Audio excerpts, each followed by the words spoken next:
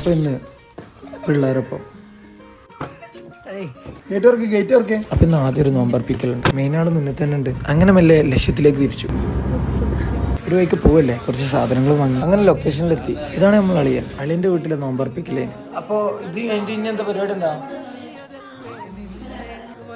കുറവാണ്.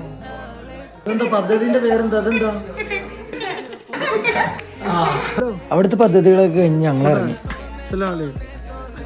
എന്താ സംഭവം? എന്താ എന്ത് തിന്നാന്? എന്തല്ലേ? അങ്ങനെ അടുത്ത പരിപാടി സ്മൂച്ച് വന്നൊരു സുനാമി. ഒന്നല്ല 2 സുനാമി. പിന്നെ അത് കഴിഞ്ഞ് ഓർഡറിനുള്ള വെയിറ്റിംഗ് ചെയ്യുന്നു.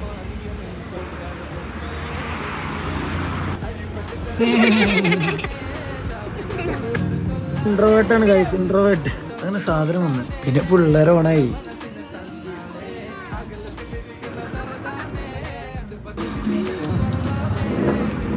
ഹാപ്പിയാണോ?